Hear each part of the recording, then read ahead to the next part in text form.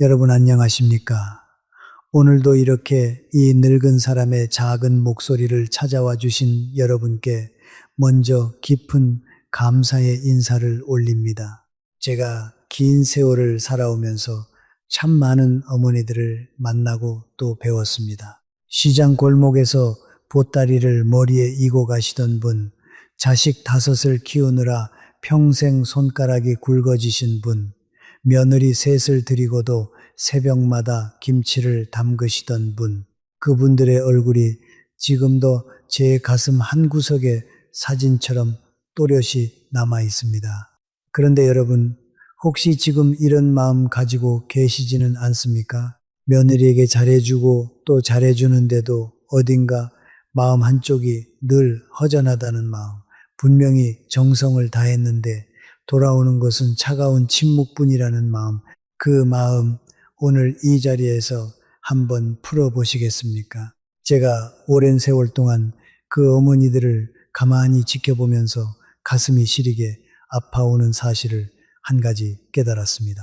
그분들 중 거의 19은 똑같은 한 가지 실수를 하고 계셨다는 것입니다. 그리고 그 한 가지 실수가 평생을 헌신해온 그분들의 노년을 가장 외롭게, 가장 쓸쓸하게 만들고 있었습니다. 여러분, 오늘 제가 말씀드리려는 그 한 가지는 아마 여러분도 지금 이 순간 하고 계실지도 모르는 일입니다. 부엌에서 며느리가 좋아하는 반찬을 만들고 계신 그 손길, 며느리에게 전화를 걸어 볼까 말까 망설이고 계신 그 마음, 며느리의 생일을 달력에 동그라미 쳐두신 그 정성, 그 모든 것이 사랑에서 비롯된 일이라는 것을 저는 압니다. 그러나 여러분, 그 사랑이 어쩌면 여러분 자신을 가장 깊이 다치게 하고 있다면 믿어지시겠습니까? 며느리와 아무리 사이가 좋아도 며느리는 끝까지 남입니다. 이 말씀이 차갑게 들리실 수도 있습니다. 어떻게 말씀드려야 할지 저도 한참을 망설였습니다. 그러나 저는 이 말씀을 긴 세월을 살아오며 수없이 보아온 어머니들의 눈물을 떠올리며 드리고 있습니다.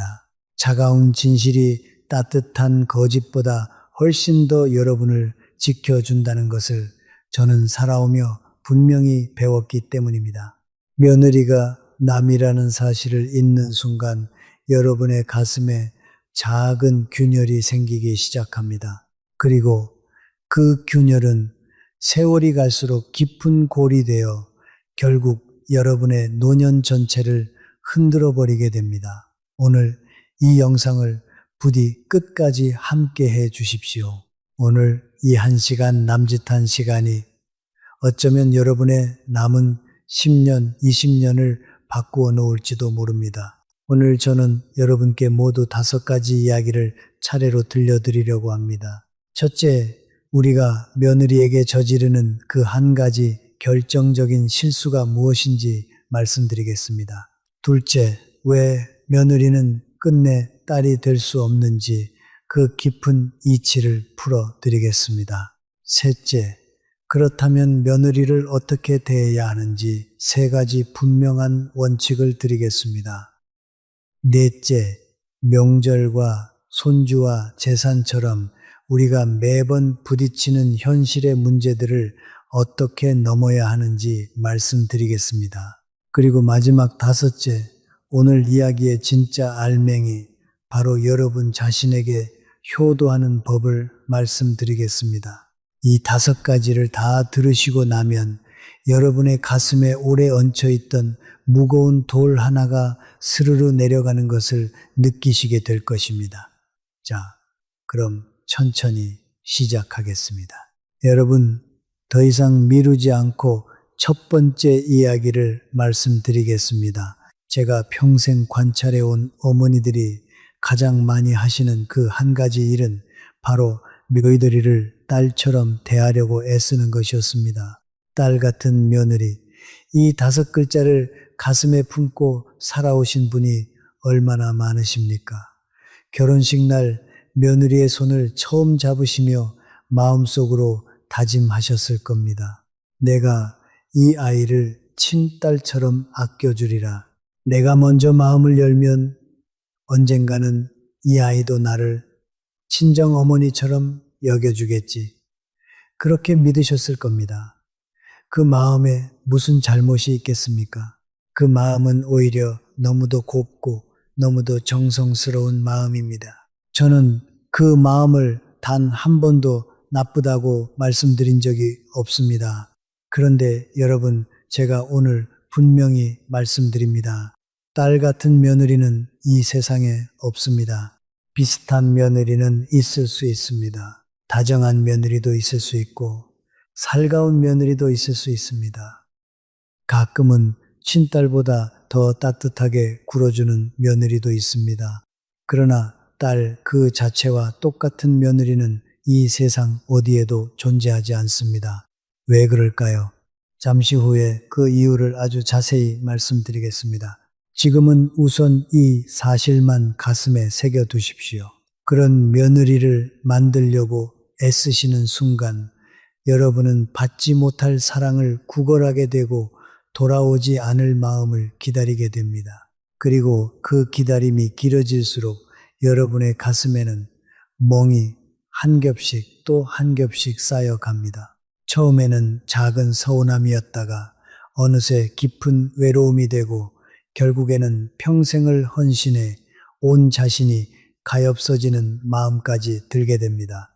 여러분, 잠깐 가슴에 손을 얹고 스스로에게 한번 물어봐 주십시오. 명절에 며느리가 친정에 먼저 다녀온다고 할 때 가슴 한쪽이 서늘해진 적이 있으십니까? 며느리가 친정 어머니께 전화하는 모습을 보며 나에게는 저렇게 살갑게 굴지 않는다고 생각하신 적이 있으십니까? 만약 그런 적이 단 한 번이라도 있으시다면 오늘 이야기는 바로 여러분을 위한 이야기입니다. 오늘 제가 드리는 이 첫 번째 이야기의 핵심은 이 한마디로 요약됩니다. 며느리를 딸처럼 대하려 하지 마십시오. 이것이 바로 절대로 하지 말아야 할 그 한 가지입니다. 자, 그렇다면 이 한 가지 실수가 실제로 어떤 결과를 가져오는지 한 어머니의 이야기를 통해 보여드리겠습니다. 여러분, 제가 한 어머니의 이야기를 들려드리겠습니다. 그분의 이름은 정숙 씨라고 해두겠습니다. 광주에서 평생을 사신 올해 71 되신 분입니다.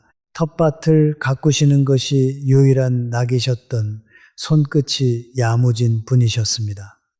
제가 평생 만나 뵙던 수많은 어머니들의 모습이 이 한 분 안에 모여 있다고 생각하시면 됩니다. 정숙 씨는 며느리를 딸처럼 여기고 싶어서 작은 수첩 하나에 며느리의 식성을 빼곡히 적어 두셨습니다. 매운 것을 잘 못 먹는다. 고기 반찬을 좋아한다. 브로콜리는 싫어한다. 우유를 마시면 배가 아프다. 그렇게 한 줄 한 줄 며느리를 알아가려는 시어머니의 조용한 노력이 그 수첩에 차곡차곡 쌓여 갔습니다. 반찬통마다 매직펜으로 정성스럽게 이름표도 붙이셨습니다. 글씨는 조금 삐뚤었지만 그 마음만은 반듯하고 또 반듯했습니다. 이건 며느리 좋아하는 멸치볶음, 이건 손주 줄 계란찜, 그렇게 하나하나 적어서 아들네 집 냉장고가 가득 차도록 채워 보내셨습니다. 그런데 여러분, 어느 날 정숙 씨는 우연히 보고 말았습니다. 정성껏 붙여둔 그 이름표가 며느리의 손에 의해 떼어지고 있는 모습을, 떼어진 이름표는 곧장 쓰레기통으로 들어갔습니다. 단 1초의 망설임도 없이 말입니다. 정숙 씨는 그 자리에 못 박힌 듯 서 계셨다고 합니다. 화가 났던 것이 아닙니다. 그저 가슴 한 구석이 서늘하게 식어내리는 그 느낌만이 남았을 뿐입니다. 그 느낌을 겪어보신 분은 아실 겁니다. 말로는 다 못하는 그 조용한 시린 말입니다. 또 한 번의 일이 있었습니다. 정숙 씨의 생신날, 며느리는 봉투 하나를 건넸습니다. 봉투 안에는 30만 원이 들어있었지요. 정숙 씨는 그 마음이 고마워 며느리의 손을 꼭 잡으셨습니다. 고맙다, 뭐 이런 걸 다 했냐, 그렇게 말씀하시면서요. 그런데 사흘 뒤 정숙 씨는 우연히 며느리가 친정 어머니께 명품 가방을 안기며 엄마 사랑해 라고 적은 글을 보게 됩니다. 가방의 가격은 정숙 씨가 받으신 봉투의 10배가 훌쩍 넘는 금액이었습니다. 정숙 씨는 그날 밤 한참을 주무시지 못하셨다고 합니다.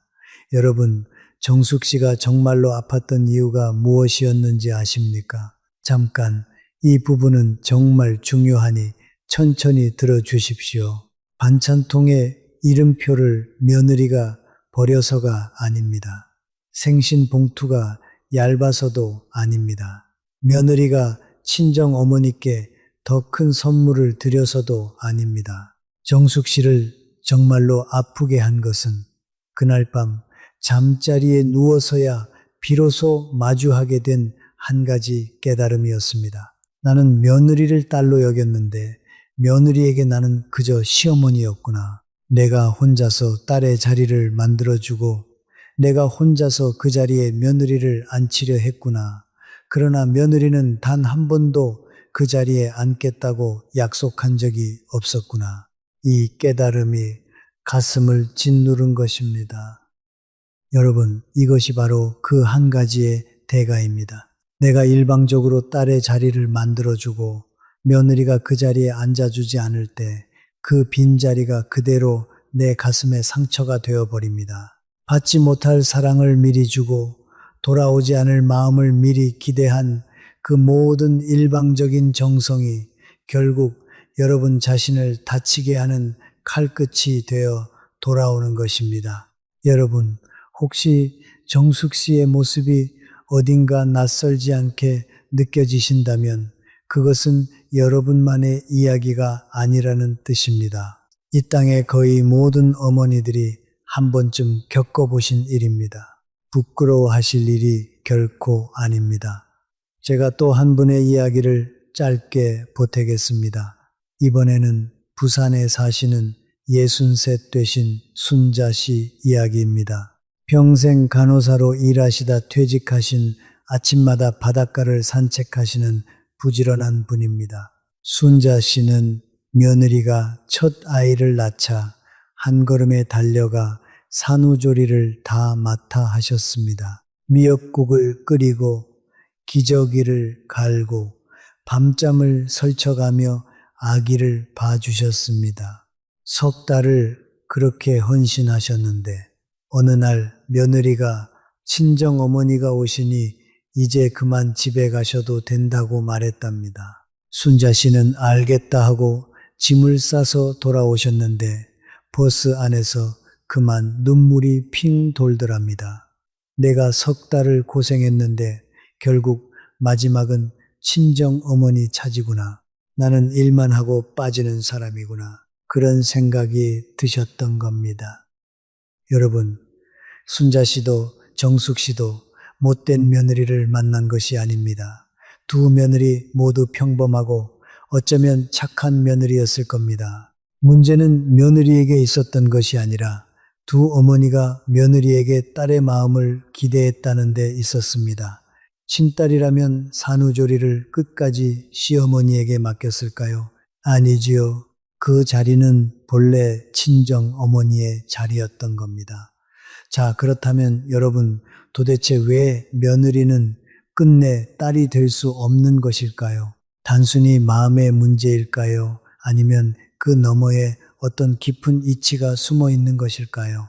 지금부터 제가 긴 세월을 살며 깨달은 그 진실을 두 가지 비유로 풀어드리겠습니다. 여러분 중에 시골에서 과수원을 해보신 분이 계실 겁니다. 농부들은 좋은 열매를 얻기 위해 접붙이기를 합니다. 귤나무 가지를 오렌지나무 밑동에 접붙이면 운이 좋으면 그 가지는 살아남습니다.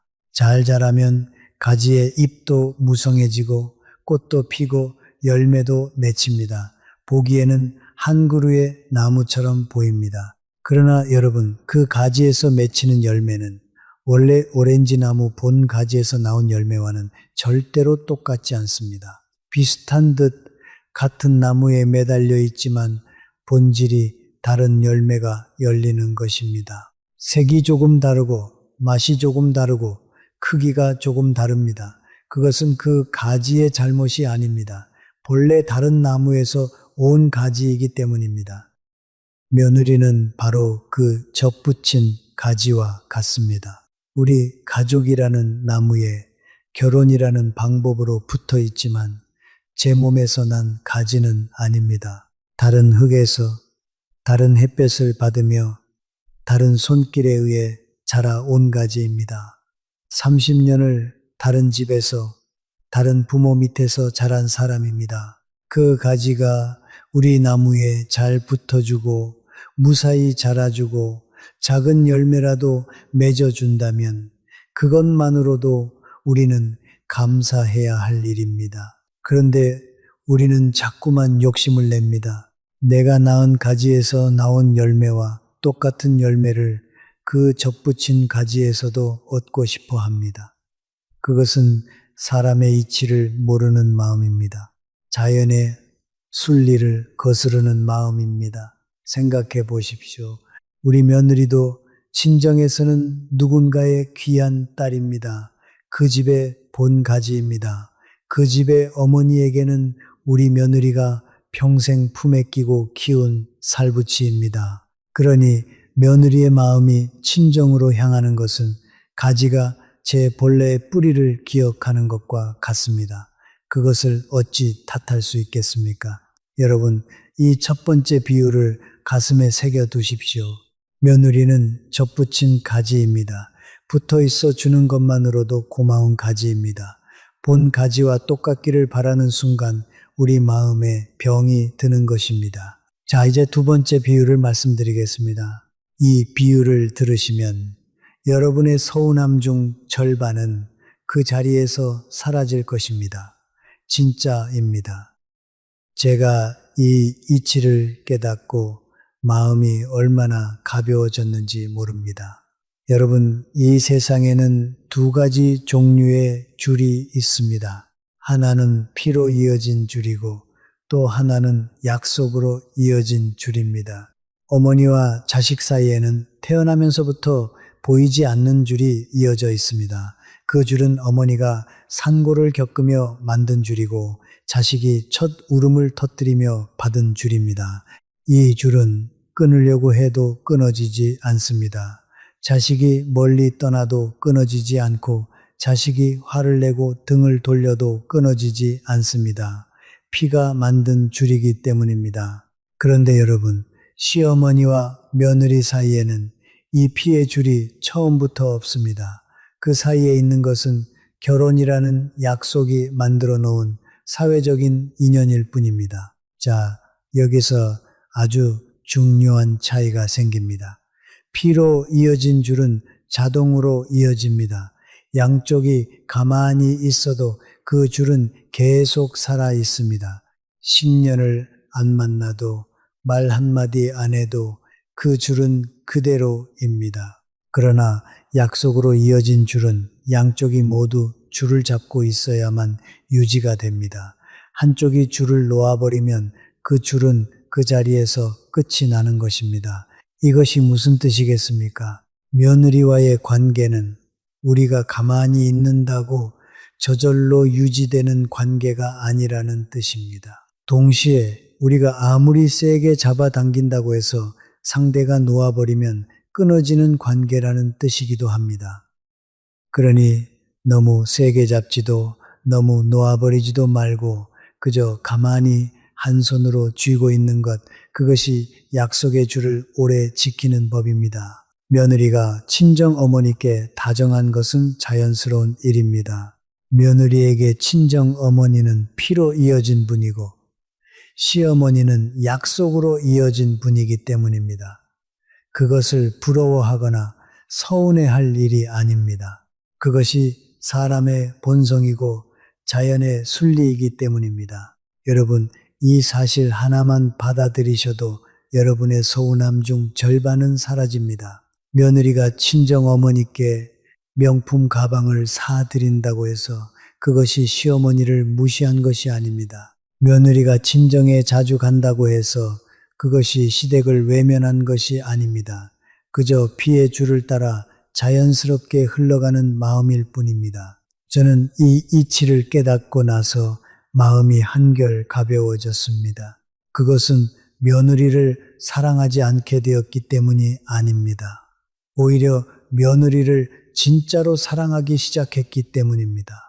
진짜 사랑은 상대를 있는 그대로 두는 사랑입니다. 내가 만든 자리에 억지로 앉히려 하지 않는 사랑입니다. 자, 여기까지 들으신 김에 잠시 정리를 해보겠습니다. 지금까지 두 가지를 말씀드렸지요. 첫째, 우리가 며느리를 딸처럼 대하려는 그 한 가지 실수가 우리 노년을 아프게 한다는 것. 둘째, 며느리는 접붙인 가지이며 약속으로 이어진 줄이기에 끝내 딸이 될 수 없다는 것. 여기까지 괜찮으시지요? 따라오고 계시지요? 여러분, 잠시 영상을 멈추고 스스로에게 딱 한 가지만 물어봐 주십시오. 나는 지금까지 며느리에게 딸의 자리를 강요해 온 것은 아니었을까? 며느리가 친정 어머니께 잘하는 모습을 보며 가슴 한구석이 시려 본 적이 있었을까? 답이 가슴에 떠오르신다면 그것이 바로 여러분이 오늘부터 내려놓아야 할 짐의 이름입니다. 부끄러워하실 일이 아닙니다. 그저 너무 많이 사랑하셔서 그 사랑이 머무를 곳을 찾지 못해 길을 잃었던 것 뿐입니다.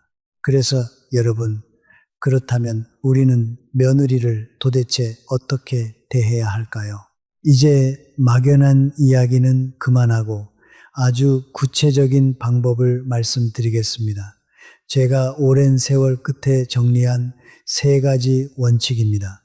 이 세 가지만 가슴에 새기시면 여러분의 노년이 비로소 가벼워질 것입니다. 첫째, 며느리를 귀한 손님으로 대하십시오. 딸이 아닙니다. 아들이 선택한 귀한 손님입니다. 손님이라는 단어가 차갑게 들리실지도 모르겠습니다. 처음 이 말을 들으면 거리가 느껴진다고들 하십니다. 그러나 잘 생각해 보십시오. 우리가 정말 귀한 손님을 모실 때 우리는 어떻게 합니까? 정성껏 음식을 차리고 따뜻하게 맞이하고 편안하게 머무르시게 해드립니다. 가장 좋은 방을 내어드리고 가장 좋은 그릇에 음식을 담아드립니다. 그러나 여러분, 손님에게 우리는 마음의 짐을 지우지 않습니다. 손님에게는 무엇을 해달라고 강요하지 않습니다. 손님이 떠나고 난 자리를 원망하지도 않습니다. 손님이 우리 집 살림을 다 알아주기를 바라지도 않고 손님이 우리 마음을 다 헤아려 주기를 기대하지도 않습니다. 그저 머무는 동안 편안하시기를 바랄 뿐입니다. 그것이 손님을 대하는 품격이고 그것이 며느리를 대하는 진짜 품격이기도 합니다. 생각해 보십시오. 우리가 며느리에게 서운한 순간이 언제입니까? 대부분 내가 해준 만큼 돌아오지 않을 때입니다. 그런데 손님에게는 애초에 무엇이 돌아오기를 바라지 않습니다. 그러니 손님으로 대하면 서운할 일 자체가 줄어드는 것입니다. 참 신기하지요. 며느리를 딸로 만들려 하지 마시고 며느리를 가장 귀한 손님으로 모셔보십시오. 강요해서 얻은 사랑은 오래가지 못합니다. 그러나 편안함에서 자라난 정은 평생을 갑니다. 손님으로 편안하게 모시다 보면 어느 날 그 손님이 스스로 마음을 열고 다가오는 날이 옵니다. 그때가 진짜입니다.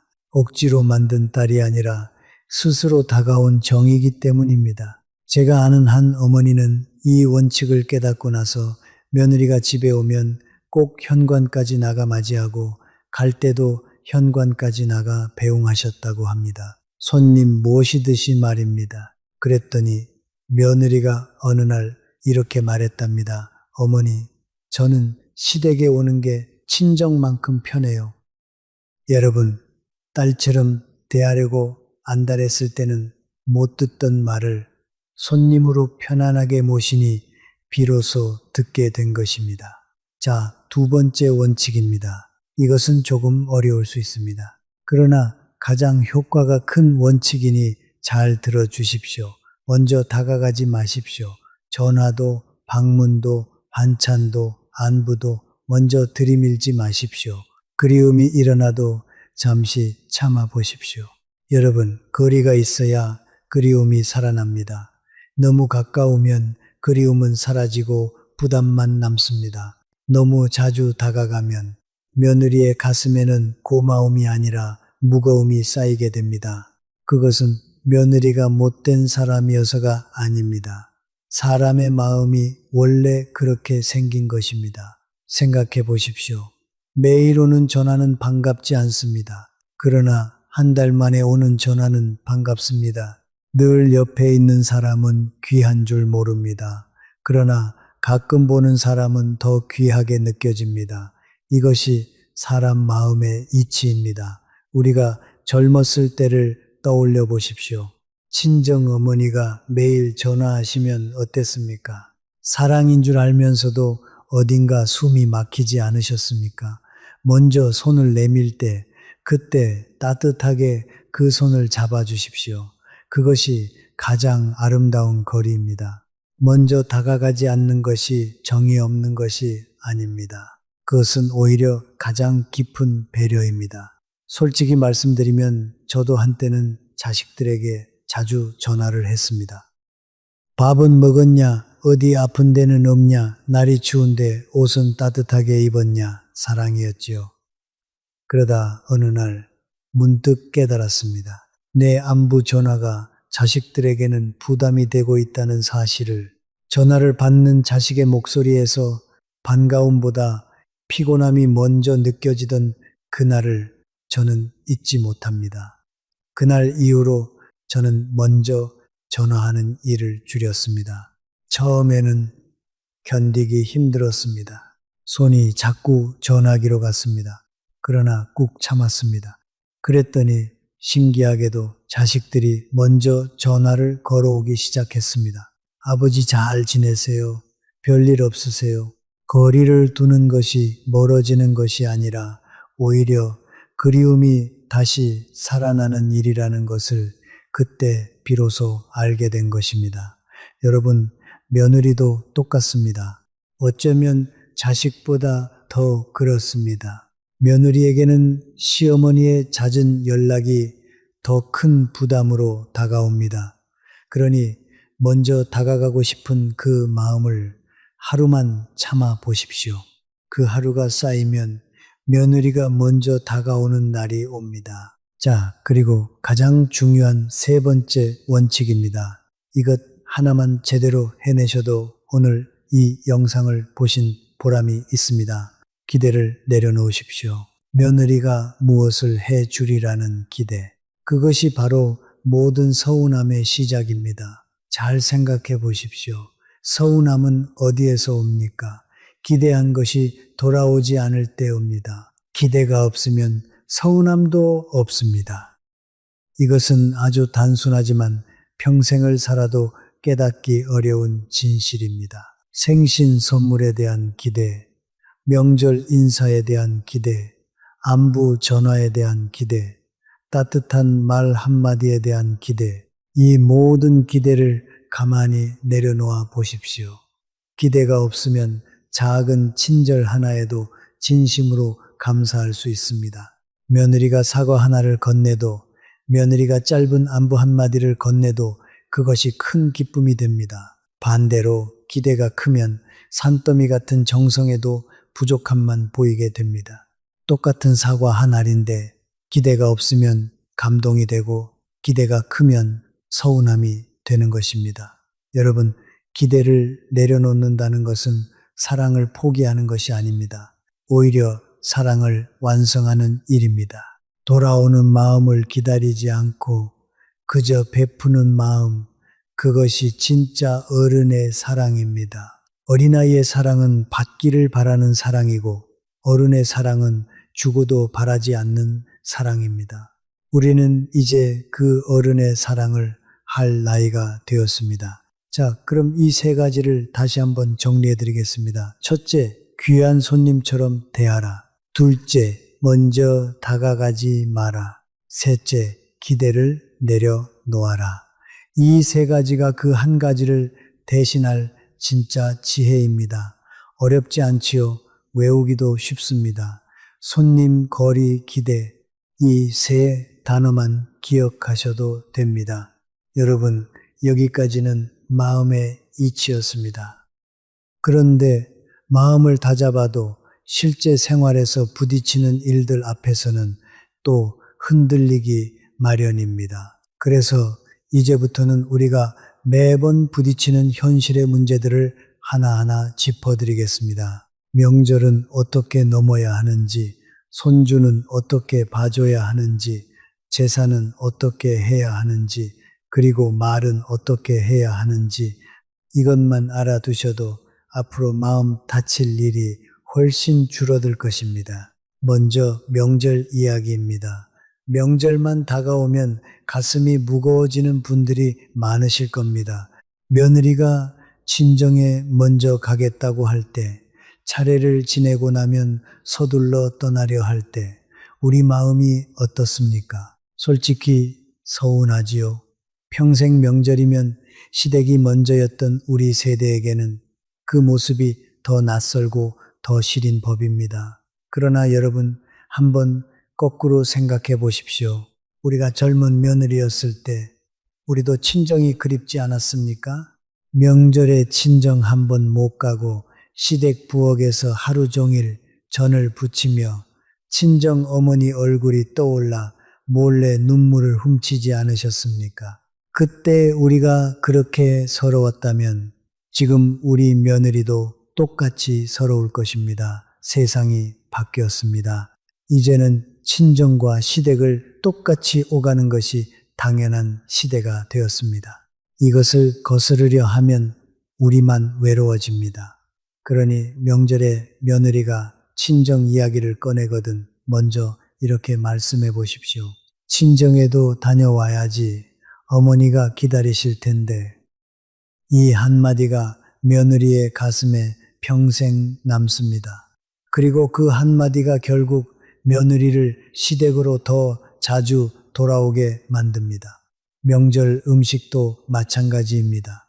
며느리에게 일을 다 떠넘기고 뒷짐지고 계시면 그 명절은 며느리에게 노동의 날이 됩니다. 그러나 같이 앉아 도란도란 이야기하며 함께 만들면 그 명절은 추억의 날이 됩니다. 힘드시더라도 며느리 옆에 같이 앉아 마늘 한 쪽이라도 까주십시오. 그 모습을 며느리는 평생 기억합니다. 두 번째는 손주 이야기입니다. 이것은 정말 중요합니다.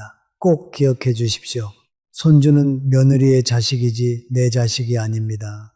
손주가 예뻐서 손주 잘 되라고 우리는 자꾸 한마디씩 보탭니다. 애한테 그렇게 옷을 얇게 입히면 안 된다. 그렇게 먹이면 안 된다. 그렇게 키우면 버릇 나빠진다. 다 옳은 말일 수 있습니다. 그러나 여러분, 그 옳은 말 한마디 한마디가 며느리에게는 내가 엄마 노릇을 못한다는 책망으로 들립니다. 며느리가 아이를 키우는 방식이 내 마음에 안 들어도 꾹 참으십시오. 그 아이의 엄마는 며느리이지 우리가 아닙니다.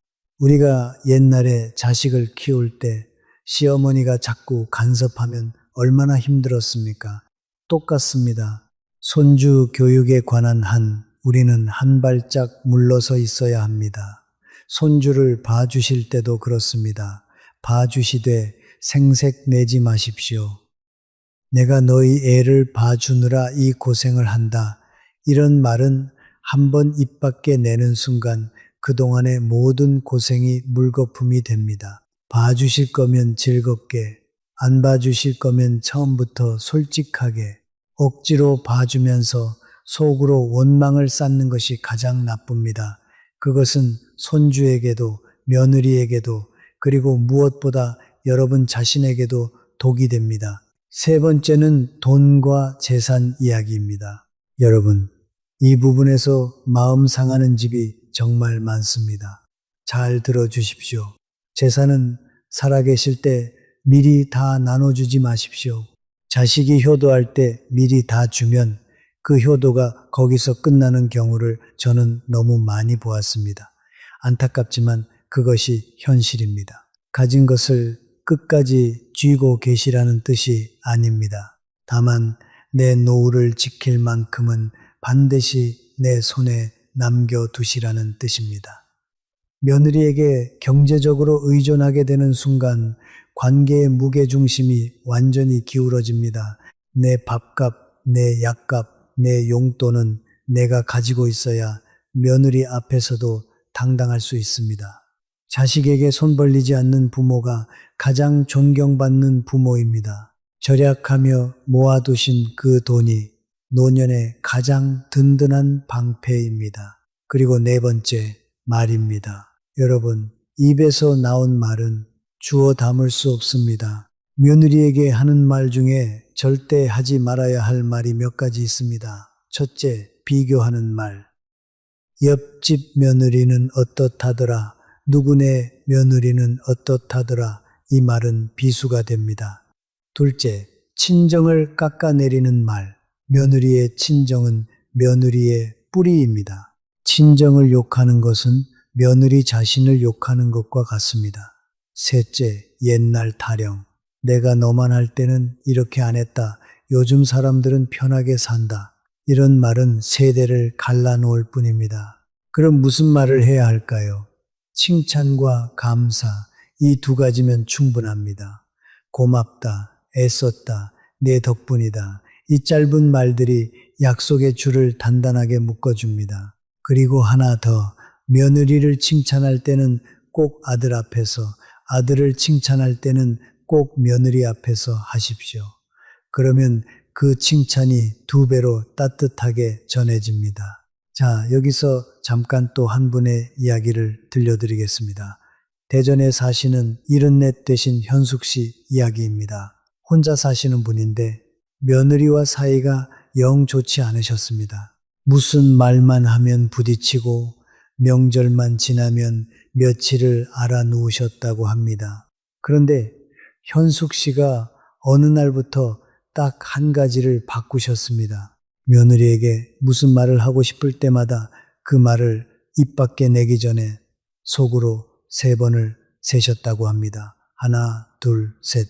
그러고 나서도 꼭 해야 할 말이면 하고 안 해도 될 말이면 삼키셨습니다. 그랬더니 1년이 지나자 며느리가 먼저 전화를 걸어 어머니 김치 좀 담가주세요 하더랍니다. 현숙 씨가 바꾼 것은 며느리가 아니었습니다. 며느리는 그대로였습니다. 현숙 씨가 바꾼 것은 오직 자기 자신의 입, 자기 자신의 마음이었습니다. 여러분, 이것이 오늘 이야기의 가장 중요한 핵심으로 우리를 데려갑니다. 우리가 바꿀 수 있는 것은 며느리가 아닙니다. 오직 우리 자신뿐입니다. 자, 지금까지 명절, 손주, 재산, 말, 이 4가지 현실의 문제를 짚어드렸습니다. 기억하시지요? 명절은 친정도 챙겨주고, 손주 교육은 물러서고, 재산은 내 노후를 지키고, 말은 칭찬과 감사만, 이것만 지키셔도 며느리와 부딪힐 일이 절반으로 줄어듭니다. 그런데 여러분, 이 모든 이야기를 관통하는 한 가지가 있습니다. 그것을 이제 마지막으로 말씀드리려 합니다. 어쩌면 이것이 오늘 제가 드리는 이야기의 진짜 알맹이일지도 모르겠습니다. 여러분, 우리 세대는 평생 효도를 하며 살아왔습니다. 부모님께 효도하고 자식에게 헌신하고 며느리에게까지 잘하려 애썼습니다. 새벽에 일어나 밥을 짓고 한밤중에도 자식 걱정에 잠을 설치고 손주가 태어나면 또 한 번 인생을 다시 시작하듯 그 아이를 위해 살았습니다. 그런데 여러분, 정작 나 자신에게는 한 번도 효도한 적이 없습니다. 가만히 거울을 보십시오. 그 안에 한 사람이 서 있습니다. 평생을 헌신해온 한 사람. 그러나 정작 자신에게는 단 하루도 온전한 시간을 내어주지 못한 사람. 그 사람이 바로 여러분입니다. 생각해 보십시오. 우리는 자식의 생일은 다 기억하면서 정작 나 자신을 위해 케이크 한 번 사본 적이 없습니다. 자식 옷은 좋은 것으로 사입히면서 내 옷은 늘 시장에서 가장 싼 것으로 골랐습니다. 자식이 좋아하는 음식은 외워두면서 정작 내가 무엇을 좋아하는지조차 잊어버렸습니다. 여러분, 마지막으로 내가 정말 먹고 싶은 음식을 나를 위해 차려본 것이 언제입니까? 기억도 안 나시지요. 제가 긴 세월을 살며 깨달은 것이 있습니다. 노년의 진짜 품격은 자식에게 사랑받는 데서 오는 것이 아닙니다. 며느리에게 인정받는 데서 오는 것도 아닙니다. 그것은 오직 나 자신을 사랑하는 데서 시작됩니다. 자식에게 사랑받으려고 매달리는 노인은 가엾어 보입니다. 그러나 스스로를 사랑하며 당당하게 사는 노인은 빛이 납니다. 그리고 신기하게도 그렇게 스스로 빛나는 노인 곁으로 자식도 며느리도 손주도 모여듭니다. 사람은 매달리는 사람에게서는 도망치고 당당한 사람에게는 다가가기 때문입니다. 자, 그렇다면 나 자신에게 효도하는 법 어렵지 않습니다. 3가지만 오늘부터 시작해 주십시오. 첫째, 매일 10분 나만의 시간을 가지십시오. 텔레비전도 끄고 자식에게 전화도 하지 마시고 따뜻한 차 한 잔을 천천히 드셔보십시오. 창밖을 가만히 바라보셔도 좋고 좋아하던 노래 한 곡을 들으셔도 좋습니다. 젊은 시절 즐겨 읽던 책을 한 장 넘기셔도 좋습니다. 처음에는 어색하실 겁니다. 10분이 이렇게 길었나 싶으실 겁니다. 손이 자꾸 할 일을 찾을 겁니다. 그러나 꾹 참고 그저 가만히 계셔 보십시오. 석 달이 지나면 그 10분이 하루 중 가장 좋은 시간이 됩니다. 그 10분이 바로 여러분이 여러분 자신과 비로소 만나는 시간이 되는 것입니다. 평생 남을 위해 살아온 여러분이 처음으로 자기 자신과 마주 앉는 시간 말입니다. 둘째, 한 달에 한 번 나를 위한 작은 선물을 하십시오. 비싸지 않아도 됩니다. 좋아하는 빵 하나, 마음에 드는 스카프 한 장, 따뜻한 양말 한 켤레. 중요한 것은 이것은 자식이 사준 것이 아니라 내가 나에게 주는 것이라는 마음입니다. 평생 누군가에게 주기만 하셨던 여러분이 처음으로 자신에게 무엇을 주는 그 마음, 그것이 자신에 대한 효도의 시작입니다. 그 빵 하나를 드시면서 마음속으로 이렇게 말해 보십시오. 그래, 나도 이런 거 먹을 자격 있어. 평생 고생했잖아. 이 한마디가 여러분을 다시 살아나게 합니다. 셋째, 계절이 바뀔 때마다 한 가지 새로운 것을 시도해 보십시오. 동네 복지관의 모임에 한번 나가보시는 것, 가까운 공원에 새로운 산책길을 한번 걸어보시는 것, 평생 안 배워본 노래 한 곡을 배워보시는 것, 휴대폰으로 손주에게 영상 한번 보내보시는 것, 우리 나이에 무슨 새로운 일이냐고 하실지도 모릅니다. 그러나 여러분, 우리 나이라서 새로운 일은 더 깊은 의미를 가집니다. 젊은 사람의 새로운 일은 그저 하나의 일이지만 우리 나이에 새로운 일은 살아 있다는 증거이기 때문입니다. 오늘을 살아내기 위해 시도하는 새로운 일들, 그것이 우리의 노년을 가장 빛나게 합니다. 이 3가지를 시작하시면 신기한 변화가 일어납니다. 며느리에게 쏠려있던 마음이 서서히 나 자신에게로 돌아옵니다. 며느리가 전화를 안 해도 덜 서운하고 며느리가 친정에 가도 덜 시립니다. 왜냐하면 이제 여러분에게는 며느리 말고도 마음을 둘 곳이 생겼기 때문입니다. 바로 여러분 자신이라는 가장 귀한 곳 말입니다. 여러분, 여기서 한 가지 꼭 말씀드리고 싶은 것이 있습니다. 나 자신에게 효도하는 일의 가장 밑바탕에는 건강이 있습니다. 아무리 마음을 다잡아도 몸이 아프면 다 무너집니다. 그러니 내 몸을 내가 돌보는 것, 이것이 나 자신에 대한 가장 큰 효도입니다. 거창한 것이 아닙니다. 매일 조금씩 걷는 것, 끼니를 거르지 않는 것, 물을 자주 마시는 것, 밤에 일찍 잠자리에 드는 것, 이 작은 것들이 모여 여러분의 노년을 지킵니다. 자식에게 짐이 되지 않는 가장 확실한 방법은 내 몸을 내가 건강하게 지키는 것입니다.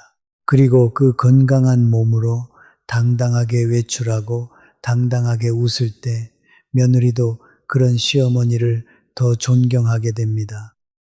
여러분, 며느리와의 관계를 바꾸려고 애쓰지 마십시오. 관계라는 것은 내 마음대로 바꿀 수 없는 것입니다. 그러나 그 관계가 나를 흔드는 힘을 줄이는 것, 그것은 오직 내가 할 수 있는 일입니다. 그리고 그것이 우리 나이에 진짜 해야 할 일입니다. 며느리는 며느리의 길을 가게 하시고 여러분은 여러분의 길을 가십시오. 그 두 길이 가끔 만날 때 따뜻하게 인사하시고 다시 각자의 길을 가시면 됩니다. 그것이 가장 아름다운 고부 관계입니다. 너무 붙으려 하면 부딪히고 적당히 떨어져 있으면 그리워집니다. 길과 길 사이에 그 적당한 거리가 두 사람을 가장 오래 함께 가게 합니다. 여러분, 제가 이 이야기를 하다 보니 꼭 짚고 넘어가야 할 것이 하나 더 떠올랐습니다. 그것은 바로 아들에 관한 이야기입니다. 며느리 이야기를 하면서 아들을 빼놓을 수가 없지요. 많은 어머니들이 며느리에게 할 말을 아들을 통해 전하려 하십니다. 얘야, 며느리한테 이러이러하게 좀 전해라. 그런데 여러분, 이것이 오히려 두 사람 사이를 갈라놓는 경우가 많습니다. 아들은 어머니 말을 며느리에게 그대로 전하지 못합니다. 전하면 부부 싸움이 나니까요. 그러다 보면 아들은 어머니와 아내 사이에 끼어 양쪽에서 시달리게 됩니다. 그러니 며느리에게 할 말이 있으면 차라리 며느리에게 직접 하시되 부드럽게 하시고 아들에게는 그저 부부 잘 지내라는 말만 해 주십시오. 아들을 전령으로 쓰지 마십시오. 아들이 어머니와 아내 사이에서 편안할 때 그 가정 전체가 편안해집니다. 그리고 한 가지 더, 아들이 며느리 편을 든다고 해서 서운해하지 마십시오. 여러분, 아들이 아내 편을 드는 것은 어머니를 사랑하지 않아서가 아닙니다. 그것은 그 가정이 건강하다는 증거입니다. 남편이 아내 편을 들어주는 집이 화목한 집입니다. 만약 아들이 어머니 편만 든다면 그 며느리는 평생 외롭고 서러울 것입니다. 우리가 며느리였던 시절 남편이 시어머니 편만 들 때 얼마나 서러웠습니까? 그러니 아들이 아내를 아끼는 모습을 보시거든 속으로 이렇게 생각하십시오. 그래, 내 아들이 제 식구를 잘 챙기는구나. 내가 아들을 잘 키웠구나. 이렇게 생각하면 서운함이 자부심으로 바뀝니다. 똑같은 장면을 보고도 마음을 어떻게 먹느냐에 따라 상처가 되기도 하고 기쁨이 되기도 하는 것입니다. 자, 이제 조금 더 깊은 이야기를 해보겠습니다. 여러분, 우리가 며느리에게 그토록 매달리는 진짜 이유가 무엇일까요? 곰곰이 생각해보면 그것은 외로움 때문입니다. 나이가 들수록 곁에 있던 사람들이 하나둘 떠나갑니다. 평생을 함께한 친구가 먼저 가고 형제가 떠나고 어떤 분은 평생의 반려자마저 먼저 보내십니다. 그렇게 곁이 비어갈수록 우리는 남은 가족에게 더 매달리게 됩니다. 며느리에게라도 손주에게라도 마음을 붙이고 싶은 것입니다. 그 마음을 저는 너무도 잘 압니다. 그러나 여러분, 한 사람에게, 한 가족에게 내 외로움을 다 풀려고 하면 그 사람은 결국 지치고 맙니다. 강물 하나가 댐 하나만 채우려 하면 그 댐은 넘쳐 무너집니다. 그러나 여러 갈래로 흐르면 여러 들판을 적십니다. 우리의 마음도 그렇습니다. 며느리 한 사람에게만 흘려보내지 말고 여러 갈래로 흘려보내야 합니다. 그래서 친구가 필요한 것입니다. 동네 모임이 필요한 것입니다. 취미가 필요한 것입니다. 나의 외로움을 가족에게만 기대지 않을 때 비로소 가족과의 관계도 가벼워지고 편안해집니다. 새롭과의 가족은 며느리에게 덜 기대게 되니 며느리도 부담 없이 다가올 수 있게 되는 것입니다. 여러분, 부산의 순자씨 기억하시지요? 산후조리를 석 달 해주고 버스에서 눈물 흘리셨던 그분 말입니다. 그분이 그 후로 어떻게 되셨는지 아십니까? 한동안 마음앓이를 하시다가 어느 날 동네 복지관의 노래 교실에 나가기 시작하셨습니다. 처음에는 어색해서 뒷자리에 가만히 앉아만 계셨답니다. 그런데 몇 달이 지나자 그곳에 친구가 생겼습니다. 같이 점심도 먹고 같이 시장도 가고 서로의 집안 이야기도 나누는 친구들 말입니다. 그러자 신기한 일이 일어났습니다. 며느리에 대한 서운함이 점점 옅어진 것입니다. 며느리가 전화를 안 해도 이제는 친구들과 약속이 있어 바쁘셨으니까요. 그리고 더 신기한 것은 어머니가 바빠지고 밝아지니까 며느리가 오히려 먼저 연락을 해오기 시작했다는 것입니다. 여러분, 이것이 바로 핵심입니다. 며느리를 붙잡으려고 매달릴 때는 며느리가 멀어지더니 내 삶을 챙기며 당당해지니까 며느리가 다가오더라는 것. 사람의 마음이란 이렇게 거꾸로 움직이는 것입니다. 자, 그리고 한 가지 더 깊은 이야기를 드리고 싶습니다. 어쩌면 가장 어려운 이야기일 수도 있습니다. 그것은 용서에 관한 이야기입니다. 여러분 중에는 며느리에게 깊은 상처를 받으신 분도 계실 겁니다. 잊히지 않는 말 한마디, 가슴에 박힌 어떤 장면, 그것을 몇 년째 품고 계신 분도 계실 겁니다. 그 마음 충분히 이해합니다. 상처라는 것은 받은 사람만이 그 깊이를 압니다. 그러나 여러분, 그 상처를 계속 품고 계시면 그 상처에 가장 오래 베이는 사람은 며느리가 아니라 바로 여러분 자신입니다. 미움이라는 것은 내가 독을 마시고 상대가 죽기를 바라는 것과 같다고 합니다. 결국 그 독은 내 몸을 갉아먹습니다. 며느리는 그 일을 벌써 잊었을지도 모르는데 우리만 밤마다 그 장면을 꺼내보며 가슴을 다시 베이는 것입니다. 용서한다는 것은 며느리가 잘했다고 인정하는 것이 아닙니다. 그저 그 무거운 돌을 이제 그만 내려놓겠다고 나 자신에게 하는 약속입니다. 며느리를 위해서가 아니라 나 자신을 위해서 내려놓는 것입니다. 그 돌을 내려놓는 순간 가장 가벼워지는 사람은 여러분 자신입니다. 오늘 밤 가슴속에 오래 품고 계신 그 상처가 있다면 한번 이렇게 말해 보십시오. 그래, 그럴 수도 있었지. 나도 며느리였을 때 시어머니 가슴에 못 박는 말을 한 적이 있었지. 우리 모두 부족한 사람이지. 이렇게 한번 마음을 풀어보십시오. 그 한마디가 몇 년 묵은 체증을 쑥 내려가게 할지도 모릅니다. 여러분, 우리는 늘 며느리가 어떻게 해주기를 바랍니다. 그런데 한번 거꾸로 물어보겠습니다. 나는 며느리에게 어떤 시어머니입니까? 내가 만약 며느리라면 나 같은 시어머니를 만나고 싶을까요? 이 질문이 조금 아프게 다가올 수도 있습니다. 그러나 이 질문 앞에 솔직해지는 순간 많은 것이 풀리기 시작합니다. 우리가 젊은 며느리였을 때를 떠올려 보십시오. 어떤 시어머니가 좋았습니까? 잔소리 없는 시어머니, 내 살림에 간섭 안 하는 시어머니, 가끔 따뜻한 말 한마디 건네는 시어머니, 그리고 무엇보다 자기 삶을 잘 사시는 시어머니, 그런 시어머니가 편하고 또 존경스럽지 않으셨습니까? 그렇다면 답은 이미 나와 있습니다.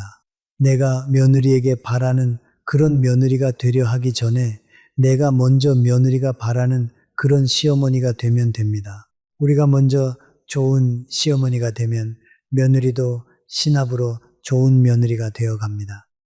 관계라는 것은 거울과 같아서 내가 웃으면 상대도 웃고 내가 찌푸리면 상대도 찌푸립니다. 자, 그럼 좋은 시어머니가 되려면 일상에서 무슨 말을 어떻게 하면 좋을까요?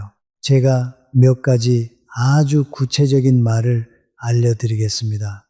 외워두셨다가 그대로 쓰셔도 좋습니다. 며느리가 음식을 해왔을 때 간이 좀 안 맞아도 이렇게 말해 보십시오. 아이고, 솜씨가 늘었구나. 고맙다. 며느리가 아이 데리고 왔다 갈 때는 이렇게 말해 보십시오. 오늘아, 힘들었지? 조심해서 가거라. 며느리가 직장일로 바빠 명절에 늦게 왔을 때는 이렇게 말해 보십시오. 일하느라 고생 많다. 몸 상하지 않게 해라. 이 말들의 공통점이 무엇인지 아십니까? 모두 며느리를 나무라는 말이 아니라 며느리를 안쓰러워하는 말이라는 것입니다. 사람은 자기를 나무라는 사람에게서는 도망가고 자기를 안쓰러워하는 사람에게는 마음을 엽니다. 며느리도 똑같습니다. 반대로 아무리 좋은 뜻이어도 이렇게는 말하지 마십시오. 너 그렇게 살면 안 된다. 내가 다 너 잘되라고 하는 말이다. 좋은 뜻으로 시작한 말도 가르치려 드는 순간 잔소리가 됩니다. 우리 나이가 되면 가르치려는 마음을 내려놓는 것이 가장 어렵습니다. 평생 가르치며 살아왔으니까요. 그러나 이제는 가르치는 사람이 아니라 그저 따뜻하게 바라봐주는 사람이 될 때입니다. 여러분, 잠시 또 가슴에 손을 얹고 물어봐 주십시오. 나는 최근에 며느리에게 안쓰러워하는 말을 한 적이 있는가? 아니면 가르치려는 말을 한 적이 있는가? 떠오르는 장면이 있으십니까? 만약 가르치려는 말이 더 많이 떠오르신다면 오늘부터 딱 그 자리에 안쓰러워하는 말 한마디를 놓아 보십시오. 그것만으로도 며느리의 마음이 조금씩 열리기 시작할 것입니다. 여러분, 저는 이 이야기를 하면서 자꾸 우리 세대의 지난 세월이 떠오릅니다. 우리는 참 고생을 많이 한 세대입니다. 가난한 시절 밥 한 끼를 위해 안 해본 일이 없었습니다. 자식을 위해 내 입에 들어갈 것을 아껴 자식 입에 넣었고 내 몸이 부서져라 이래 자식을 가르쳤습니다. 며느리 시절에는 또 어땠습니까? 시집살이라는 말, 요즘 젊은 사람들은 잘 모릅니다. 새벽같이 일어나 시부모 진지 차리고 빨래하고 농사일 거들고 그러고도 따뜻한 말 한마디 못 듣던 세월, 친정이 그리워도 1년에 한 번 가기 힘들던 세월, 그렇게 우리는 며느리로서, 어머니로서, 아내로서 그 무거운 짐을 다 짊어지고 여기까지 걸어왔습니다. 그동안 정말 고생 많으셨습니다. 누가 알아주지 않아도 여러분은 그 시절을 견뎌내셨습니다. 그 견딤이 있었기에 오늘 우리 자식들이 이만큼 살게 된 것입니다. 그러니 여러분, 지난 세월에 대해 한 번쯤은 스스로를 안아주셔도 됩니다. 잘 견뎌왔다고, 정말 애썼다고 말입니다. 그런데 여러분, 우리가 며느리 시절에 그렇게 서러웠으면서 왜 우리도 모르게 며느리에게 그 서러움을 물려주려 하는 걸까요? 내가 받은 시집살이를 내 며느리에게 그대로 물려준다면 그 고리는 영원히 끊어지지 않습니다. 그러나 여기서 우리가 그 고리를 끊으면 우리 며느리는, 그리고 훗날 우리 손주 며느리는 더 따뜻한 세상에서 살게 됩니다. 여러분이 바로 그 아픈 고리를 끊는 마지막 세대가 되어 주십시오. 내가 받은 서름을 물려주지 않고 내 대에서 끝내는 것, 그것이야말로 우리 세대가 후손에게 남길 수 있는 가장 위대한 유산입니다. 재산보다, 집 한 채보다 더 값진 유산입니다. 자, 이제 오늘 드린 긴 이야기를 차분히 정리해 보겠습니다.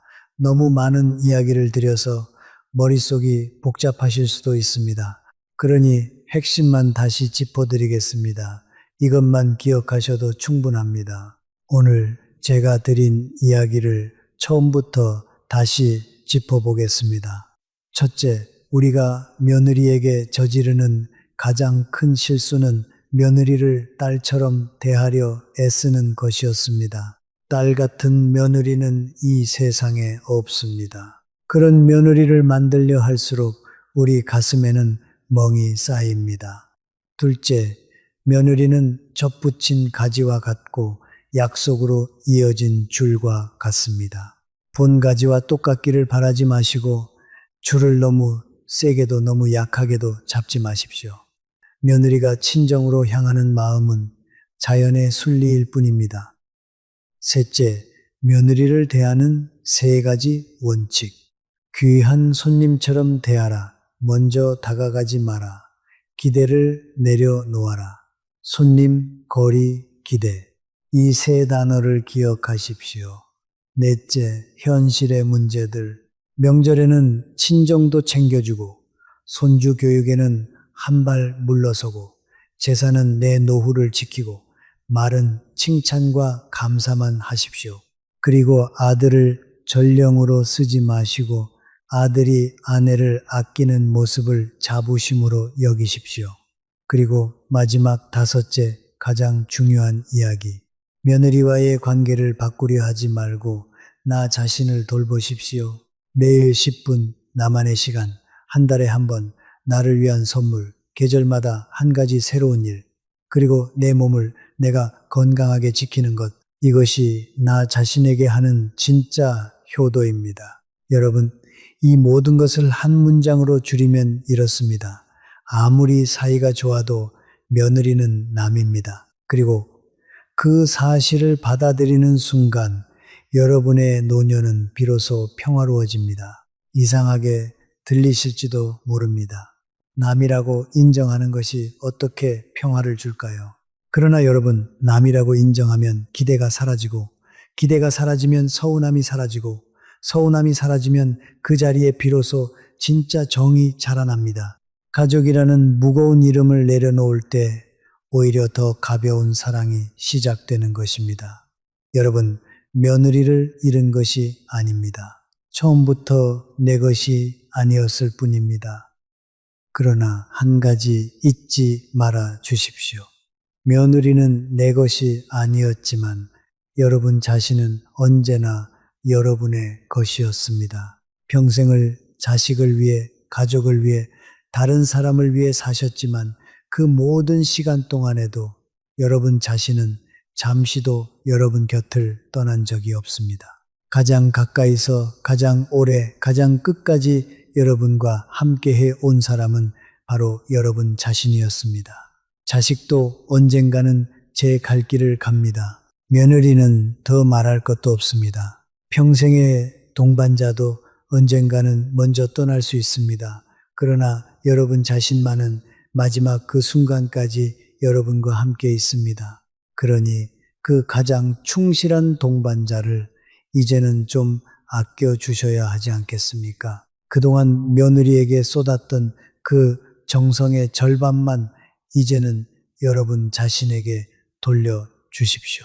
며느리를 위해 끓이던 그 미역국을 이제는 여러분 자신을 위해 한번 끓여보십시오. 며느리 생일을 동그라미 치던 그 달력에 이제는 여러분 자신의 이름도 한번 적어보십시오. 여러분은 누군가의 어머니이기 전에, 누군가의 시어머니이기 전에 한 사람의 귀한 인생을 처음부터 끝까지 살아오신 분입니다. 그 인생의 무게를 아는 사람은 이 세상에 여러분 자신밖에 없습니다. 저는 종종 이런 생각을 합니다. 우리 어머니들의 가슴에는 한 그루의 나무가 자라고 있다고. 그 나무는 평생 자식을 위해 잎을 펼쳤고, 며느리를 위해 그늘을 만들어 주었고, 손주를 위해 열매를 맺었습니다. 비바람이 몰아쳐도 가족을 위해 가지를 펼쳐 막아주었습니다. 그러나 여러분, 정작 그 나무의 뿌리는 자신을 위해 물 한 모금 마셔본 적이 없습니다. 잎과 가지와 열매에 다 내어주고 뿌리는 늘 메말라 있었습니다. 그런데도 그 나무는 한 번도 불평하지 않았습니다. 그것이 우리 어머니들의 모습입니다. 이제 그 뿌리에 물을 주는 일을 오늘부터 시작해 주십시오. 자식이 줄 물도 아니고 며느리가 줄 물도 아닙니다. 오직 여러분 자신이 여러분 자신의 뿌리에 물을 주실 때입니다. 그래야 그 나무가 앞으로 10년, 20년을 더 푸르게 살아갈 수 있습니다. 여러분, 제가 이런 이야기를 드리면 마음속으로 이렇게 되묻는 분들이 계십니다. 말씀은 다 옳은데 막상 어떻게 하라는 거냐. 그래서 우리가 평소에 자주 부딪히는 상황 몇 가지를 놓고 그럴 때 어떻게 마음 먹으면 좋은지 짧게 짚어드리겠습니다. 상황 하나. 며느리가 안부 전화를 통화합니다. 한 달이 가도 두 달이 가도 먼저 전화 한 통이 없습니다. 이럴 때 우리 마음은 어떻습니까? 서운하지요. 괘씸하기도 하고요. 그러나 여기서 우리가 먼저 화를 내거나 아들을 통해 며느리한테 전화 좀 하라고 다그치면 그 관계는 더 멀어집니다. 그럴 때는 이렇게 마음 먹어 보십시오. 그래, 바쁜가 보다. 젊은 사람들 사는 게 다 그렇지. 그리고 정 궁금하시면 며느리에게 직접 짧게 한 줄 보내보십시오. 잘 지내지? 날이 추운데 감기 조심해라. 답이 짧게 오더라도 서운해하지 마십시오. 답이 왔다는 것 자체가 줄이 아직 이어져 있다는 뜻이니까요. 상황 둘, 며느리가 내 앞에서 친정 어머니 자랑을 합니다. 우리 엄마가 이걸 해줬다, 저걸 사줬다 듣고 있으면 가슴이 콕콕 쑤십니다. 나는 뭔가 싶고요. 그런데 여러분, 이것을 다르게 들어보십시오. 며느리가 내 앞에서 친정 어머니 이야기를 편하게 한다는 것은 나를 그만큼 편한 사람으로 여긴다는 뜻이기도 합니다. 불편한 시어머니 앞에서는 친정 이야기를 꺼내지도 못합니다. 그러니 며느리가 친정 자랑을 하거든 이렇게 받아주십시오. 어머니가 참 자상하시구나. 너는 복도 많다. 이렇게 받아주면 며느리는 더더욱 나를 편하게 여기게 됩니다. 경쟁하려 들지 마십시오. 친정 어머니와 시어머니는 경쟁 상대가 아닙니다. 한 아이를 함께 사랑하는 같은 편입니다. 상황 셋, 며느리가 내 살림 방식을, 내 음식 솜씨를 은근히 무시하는 것 같습니다. 어머니, 그건 요즘 이렇게 안 해요. 이런 말을 들으면 자존심이 상합니다. 평생 해온 살림인데 말이지요. 그러나 여러분, 여기서 발끈하면 그날 분위기는 끝입니다. 그럴 때는 이렇게 받아보십시오. 그래, 요즘은 그렇게 하는구나. 나도 하나 배웠다. 이 한마디면 충분합니다. 여러분, 나이가 들수록 배우는 자세를 가진 어른이 가장 멋있습니다. 다 안다는 듯한 어른보다 며느리에게도 하나 배웠다고 말하는 어른을 젊은 사람들은 훨씬 더 존경합니다. 상황 넷, 며느리가 명절이나 생신을 잊고 지나갑니다. 이건 정말 서운하죠. 어떻게 그걸 잊을 수가 있나 싶고요. 그러나 여러분, 한번 생각해 보십시오. 요즘 젊은 사람들은 정신없이 삽니다. 일하랴, 애 키우랴, 자기 앞가림하기도 벅찹니다. 잊은 것이지 무시한 것이 아닙니다. 그럴 때는 이렇게 해보십시오. 다음 날이라도 며느리가 미안해하며 연락이 오거든 괜찮다, 마음만 받으마. 다들 바쁜데 뭘 하고 가볍게 넘겨주십시오. 그 너그러움이 며느리의 가슴에 미안함과 고마움을 동시에 심어줍니다. 그리고 그 미안함이 다음번에는 잊지 않게 만듭니다. 나무라서 고치게 하는 것보다 너그러이 품어서 스스로 고치게 하는 것이 훨씬 깊고 오래갑니다. 여러분, 이 네 가지 상황에 공통된 답이 무엇인지 보이십니까? 모두 한 발 물러서서 너그럽게 그리고 나를 흔들지 않는 것입니다. 며느리의 말과 행동에 내 기분이 오르락 내리락 하지 않는 것, 그것이 바로 어른의 평정심입니다. 이 평정심은 하루아침에 생기지 않습니다. 그러나 오늘 같은 이야기를 마음에 새기고 하루하루 연습하다 보면 어느새 웬만한 일에는 흔들리지 않는 단단한 어른이 되어 있을 것입니다. 그리고 여러분, 혹시 지금 혼자 지내시는 분이 계시다면 이 말씀을 꼭 드리고 싶습니다. 평생의 반려자를 먼저 보내시고 자식들은 다 멀리 떨어져 살고 며느리 얼굴도 1년에 몇 번 못 보는 분들, 그런 분들에게 며느리와의 관계는 더욱 애틋하고 그래서 더 서운하기 쉽습니다. 그러나 여러분, 혼자라는 것은 외롭다는 뜻이 아닙니다. 혼자라는 것은 비로소 온전히 나 자신과 함께 있을 수 있다는 뜻이기도 합니다. 평생 누군가를 챙기느라 한 번도 가져보지 못한 그 고요한 시간을 이제야 갖게 된 것입니다. 그 시간을 외로움으로 채울지, 나를 위한 시간으로 채울지는 오직 여러분의 선택에 달려 있습니다. 아침에 일어나 창문을 열고 좋아하는 차를 한 잔 내리고 라디오를 켜고 동네 한 바퀴를 천천히 걸으십시오. 그 하루하루가 쌓이면 혼자서도 충분히 단단하고 충분히 따뜻한 노년이 만들어집니다. 며느리가 채워주기를 기다리는 노년이 아니라 내가 스스로 채우는 노년 말입니다. 여러분, 여기서 한 가지 더 우리가 꼭 받아들여야 할 것이 있습니다. 그것은 바로 세상이 변했다는 사실입니다. 우리가 며느리였던 시절과 지금은 완전히 다른 세상입니다. 우리 시절에는 한 집에서 3대가 함께 살았습니다. 시부모를 모시는 것이 당연했고 며느리가 시댁 일을 도맡는 것이 법도였습니다. 그러나 지금은 다릅니다. 며느리도 직장을 다니고 자기 일을 가지고 자기 인생을 살아갑니다. 부부가 맞벌이를 하며 아이를 키우는 일이 얼마나 고된지 우리는 사실 다 알지 못합니다. 그러니 우리 시절의 잣대로 지금의 며느리를 재면 며느리는 늘 부족한 사람이 되고 우리는 늘 서운한 사람이 됩니다.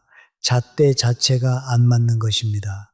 옛날자로 요즘 옷감을 재면 어찌 맞겠습니까? 이제는 그 낡은 자를 내려놓고 변한 세상에 맞는 새 자를 손에 쥐셔야 합니다. 제가 아는 한 어머니는 이런 말씀을 하셨습니다. 나는 며느리에게 효도를 바라지 않기로 했다. 대신 며느리가 내 아들과 행복하게 사는 것, 그것 하나면 됐다고. 여러분, 이 얼마나 지혜로운 마음입니까? 며느리가 나에게 잘하기를 바라는 대신 며느리가 내 아들과 손주와 행복하기를 바라는 것, 그것이 사실은 나를 위한 가장 큰 길이기도 합니다. 그 가정이 행복해야 나도 마음 편히 늙어갈 수 있으니까요. 진짜 가족의 가까움이 무엇인지 저는 이제야 조금 알 것 같습니다. 그것은 매일 붙어 있는 것이 아닙니다. 매일 연락하는 것도 아닙니다. 진짜 가까움은 멀리 떨어져 있어도 서로의 행복을 마음 깊이 바라주는 것입니다. 가끔 만나도 어색하지 않고 오래 못 봐도 원망하지 않는 것입니다. 그런 가벼우면서도 깊은 사이가 가장 오래가는 가족입니다. 며느리와도 그런 사이가 되면 됩니다. 매일 붙어서 서로를 힘들게 하는 사이가 아니라 멀리서도 따뜻한 사이. 그러기 위해서는 우리가 먼저 며느리의 행복을 진심으로 바라주어야 합니다. 그 행복 안에 내가 꼭 있어야 한다는 욕심만 내려놓으면 신기하게도 며느리는 그 행복의 한 자리에 우리를 모셔두게 됩니다. 여러분, 이제 정말 마지막으로 오늘 밤 잠자리에 드시기 전에 꼭 한 가지만 해 주십사 부탁드리고 싶은 것이 있습니다. 어렵지 않습니다. 단 1분이면 됩니다. 오늘 밤 불을 끄기 전에 거울 앞에 잠시 서 보십시오. 그리고 그 거울 속에 비친 한 사람을 가만히 바라보십시오. 주름이 깊게 패인 얼굴, 거칠어진 손, 굽어진 등, 그 모습이 처음에는 낯설고 어쩌면 서글프게 느껴지실지도 모릅니다. 그러나 여러분, 그 주름 하나하나가 자식을 키우며 웃고 울던 세월의 자국입니다. 그 거친 손마디 하나하나가 가족을 먹여 살리며 흘린 땀의 흔적입니다. 그 굽은 등이 평생 무거운 짐을 지고 걸어온 사랑의 증거입니다. 세상에 이보다 더 아름다운 얼굴이, 이보다 더 귀한 손이 어디 있겠습니까? 그 거울 속 사람을 향해 딱 한마디만 건네주십시오. 수고했다. 이 한마디면 충분합니다. 수고했다. 정말 수고했다. 평생을 그렇게 살아주어서 고맙다. 누가 알아주지 않아도, 누가 인정해주지 않아도 너는 너의 자리를 끝까지 지켜냈다. 자식을 위해, 며느리를 위해, 손주를 위해 한 번도 도망치지 않고 그 자리를 지켰다. 그것만으로도 너는 충분히 훌륭한, 충분히 귀한 한 사람이다. 이 말을 거울 속 자신에게 천천히 건네주십시오. 처음에는 어색해서 입이 잘 안 떨어지실 겁니다. 어쩌면 말을 하다가 눈물이 핑 도실지도 모릅니다. 괜찮습니다. 그 눈물은 평생 한 번도 자신에게 다정한 말을 건네보지 못한 사람이 처음으로 자기 자신을 안아주는 눈물입니다. 그 눈물을 부끄러워하지 마십시오. 그것은 치유의 눈물입니다. 그렇게 며칠을 거울 앞에서 수고했다고 말해주다 보면 어느 날 거울 속 그 사람이 오랜 세월 만에 처음으로 환하게 웃어줄지도 모릅니다. 그 웃음을 보시는 날 여러분은 비로소 아시게 될 것입니다. 내가 그토록 찾아 헤매던 위로가 며느리에게도 자식에게도 아닌 바로 내 안에 있었구나 하고 말입니다. 여러분, 며느리와의 관계 때문에 마음 아파하지 마십시오. 그 관계는 그 관계대로 흘러가게 두십시오. 강물을 손으로 막을 수는 없습니다. 그러나 그 강가에 앉아 내 발을 담그고 시원함을 느끼는 것은 할 수 있습니다. 며느리라는 강물을 막으려 애쓰지 마시고 그저 그 강가에서 여러분의 평화를 누리십시오. 며느리는 며느리의 강을 흘러가고 여러분은 여러분의 강을 흘러가십시오. 두 강이 가끔 만나 어우러질 때 함께 반짝이고 다시 갈라질 때 서운해하지 마십시오. 그것이 강의 이치이고 사람의 이치이고 우리 노년의 지혜입니다. 오늘 정말 긴 이야기를 끝까지 들어주셔서 진심으로 고맙습니다. 1시간이 넘는 시간을 이 늙은 사람의 이야기에 내어주셨다는 것은 그만큼 여러분의 가슴에 풀어야 할 무언가가 있었다는 뜻이겠지요. 부디 오늘 이야기가 그 무거운 무언가를 조금이라도 가볍게 해 드렸기를 바랍니다. 다시 한번 말씀드립니다. 정말 잘 살아오셨습니다. 그리고 앞으로의 날들은 부디 여러분 자신을 위해 살아주시기를 바랍니다. 남은 인생은 길지 않을 수도 있고 생각보다 길지도 모릅니다. 그 시간이 얼마이든 이제는 그 시간의 주인이 여러분 자신이 되시기를 바랍니다. 여러분, 내일 아침 눈을 뜨시거든 며느리 생각으로 하루를 시작하지 마십시오. 자식 걱정으로 하루를 열지 마십시오. 대신 이렇게 한번 시작해 보십시오. 오늘 나는 무엇을 하면 기쁠까? 오늘 나는 무엇을 먹으면 행복할까? 오늘 나는 어디를 걸으면 좋을까? 평생 남을 위한 질문만 던지며 살아오신 여러분이 처음으로 나를 위한 질문으로 하루를 여는 것입니다. 처음에는 그런 질문 자체가 사치스럽게 느껴지실 수도 있습니다. 내가 뭐라고 이런 호사를 하는 마음이 드실지도 모릅니다. 그러나 여러분은 그런 호사를 누릴 자격이 충분한 분입니다. 아니, 누구보다도 그 자격이 큰 분입니다. 그리고 하루를 마치실 때는 오늘 며느리가 어땠는지를 헤아리며 잠들지 마십시오. 대신 오늘 내가 나를 위해 무엇을 했는지를 떠올리며 잠드십시오. 따뜻한 차 한 잔을 마셨다면 그것으로 족하고 동네를 한 바퀴 걸었다면 그것으로 충분합니다. 작은 것이라도 나를 위해 한 가지를 했다면 그날 하루는 잘 산 하루입니다. 이렇게 하루의 시작과 끝을 나 자신으로 채우다 보면 며느리는 어느새 내 하루의 중심이 아니라 가끔 따뜻하게 만나는 귀한 손님의 자리로 돌아가게 됩니다. 그리고 그 자리가 사실은 며느리에게도 가장 편안한 자리입니다. 우리가 며느리를 놓아줄 때 며느리도 비로소 편안하게 우리에게 다가올 수 있는 것입니다. 여러분, 사랑은 붙잡는 것이 아니라 놓아주는 것이라는 말이 있습니다. 오늘 이야기가 바로 그 말 한마디로 모이는 것 같습니다. 며느리를 놓아주십시오. 자식을 놓아주십시오. 그리고 그 빈손으로 이제는 여러분 자신을 꼭 잡아주십시오. 그것이 우리 인생의 마지막 장을 가장 아름답게 마무리하는 길입니다. 여러분, 오늘 이 이야기가 가슴에 작은 울림으로 남으셨다면 댓글에 지금 여러분이 겪고 계신 일을 한 줄만이라도 남겨주십시오. 길게 쓰지 않으셔도 됩니다. 그저 오늘 가슴에 떠오른 한마디를 적어주십시오. 같은 마음을 가진 분들이 여러분의 글을 읽고 나만 그런 게 아니었구나 하는 작은 위로를 받으실 것입니다. 우리는 그렇게 서로에게 위로가 되어줄 수 있습니다. 혹시 주변에 오늘 이 이야기가 필요한 분이 계시다면 조용히 이 영상을 전해 주십시오.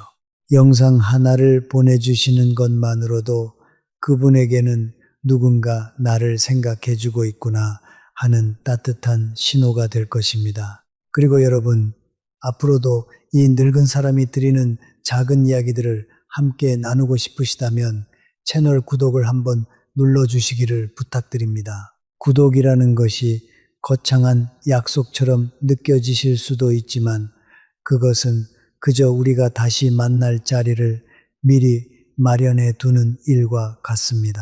저는 다음에도 그 다음에도 여러분 곁에 있겠습니다. 계절이 바뀌어도 세월이 흘러도 여러분의 이야기가 있는 한 이 자리를 지키겠습니다. 여러분이 오늘처럼 외로운 밤을 보내실 때, 가슴이 한쪽으로 시릴 때, 자식에게도 며느리에게도 차마 말 못할 무언가가 가슴에 차오를 때, 그럴 때마다 이 자리로 돌아와 주십시오. 저는 늘 여기에 있겠습니다. 오늘도 정말 수고하셨습니다. 그동안의 모든 세월, 그동안의 모든 헌신에 대해 이 늙은 사람이 한 사람의 어른으로서 진심으로 인사드립니다. 정말 잘 살아오셨습니다. 그리고 앞으로의 날들도 부디 여러분 자신을 위해 살아주시기를 바랍니다. 평안하십시오. 안녕히 계십시오. 다음에 또 뵙겠습니다.